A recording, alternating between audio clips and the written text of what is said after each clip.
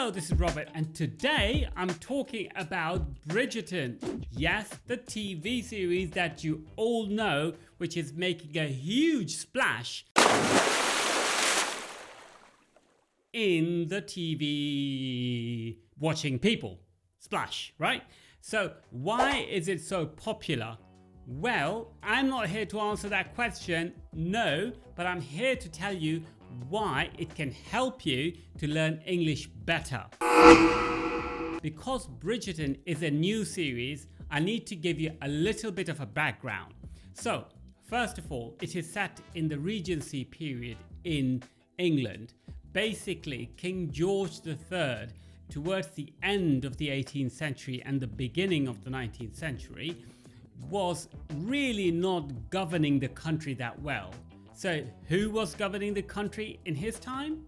Well, his son, George IV, governed the country on his father's behalf, and during the time of his reign, his father's reign and King George IV's reign, there was a lot of focus on architecture, fashion, design, literature, poetry, etc.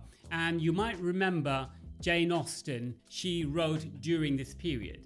So, because this period was characterized by fine arts, the series is set in this period because it focuses on design, on fashion, on people's habits, and how people were a bit free in terms of their sexuality. So that's why it's such an interesting series to watch, because straight after the Georgian period, you had the Victorian period, which had a bit more control over these tendencies, let's call them, and there was a definite shift in that. So I watched a few episodes of this series actually. I didn't watch all of them, not really my scene, not really my cup of tea, but I did watch a few and I understand why people like them so much. And I can see the value of this series for the English students. For example, you know that there are many different accents in the UK. There is Welsh, Scottish, different parts of England. And in this series, you will be exposed to a variety of accents, which is not quite normal because many programs don't have such a variety. The reason for this is it's easier to commercialize a product which is spoken in standard English. But if you go to the UK or if you do an English exam, you will be exposed to different accents. You will listen to people who are talking in Welsh accent, in Cornish accent, or for goodness sake, Yorkshire or Newcastle, the Geordies, yeah? So why wouldn't you want to practice those accents? Because one day you might actually have to listen to those. And, you know, if you live in Italy, if you live in Spain, or if you live in Holland, or if you live in India, you have different accents depending on where you go. It's the same in the UK, right? So that's one reason why you should watch this series, because it's really good source of different accents. And who knows, you might be even able to understand where they actually come from. Because it's not that easy, you will struggle in the beginning. There are, for example, slight differences between the Liverpudlian accent and Mancunian accent, which is the Manchester. There's a massive difference, however, between the way people speak in Cornwall and between the way people speak in Newcastle, the two far ends of the country. And it's really interesting, and there are lots and lots of people who take pride in the way they speak. And it's only fair that you can hear them and appreciate the diversity of their accents.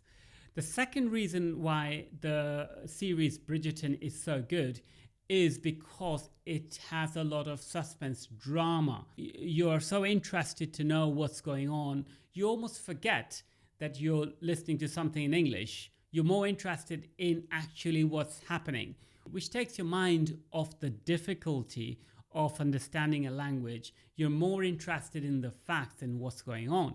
And that's a good thing. That's a good thing because you don't want to be focusing on the language all the time. Language is a means of communication. So what you want to do is listen for important information. This is exactly what you do in the exam. You're not paying attention to the words in itself, but you're actually paying attention to the content. And when you watch Bridgerton, this is exactly what happens. You're listening to the content and you are paying attention to what's going on, and you're excited. If you like that kind of program, you're enthralled, you're engrossed, you can't stop watching it, So that's the second reason why it's so good. The third reason is that it provides you with lots of different expressions that then you can recycle and reuse. For example, there are lots of colloquialism in England. For instance, you say, "Are you pulling my leg?" Which means, "Are you taking fun out of me?" If I tell you, for example, that it's snowing outside and it's summer, you will say, "Are you pulling my leg?" And this is very typical of the UK English. If somebody is pestering you in the UK, you would probably say, "Knock it off," which means stop it. Yeah, and these kind of words and expressions often appear in TV series, and Bridgerton is a good source of those. You can write them down, you can use them. If you don't want to use them, just know that they're there. So when you're doing an exam or when you're talking to people, and if they use them, then you're good to go. There's no trouble there. And the fourth reason why I think Bridgerton is very good for English purpose, that it is that good that you absolutely love it, and consequently you love English as well. If you like something very much, then you're going to like the medium it is presented in. If you're eating an exquisite dish with aubergines, then you're gonna love aubergines, because you're gonna say, "Wow, aubergines are really good. I want to eat aubergines because they taste so nice." So, watch good series. If you watch the boring ones, you're gonna give it up. You're not going to want to watch that series anymore, and possibly you're gonna lose interest in English. If you watch this series, you will really enjoy the whole experience. I believe there's a second series coming out, and the people can't wait. I know some of my friends who are literally looking forward to it. So, it would be a good idea for you to watch. So what kind of programs do you like to watch? Are they historical? Are they drama? Do you watch crime series? Do you watch sports programs? Let me know in the comments. And if you like this show and if you like the podcast, please hit the like button. For now, that's it. See you and hear you in the next podcast. Bye for now. Peace.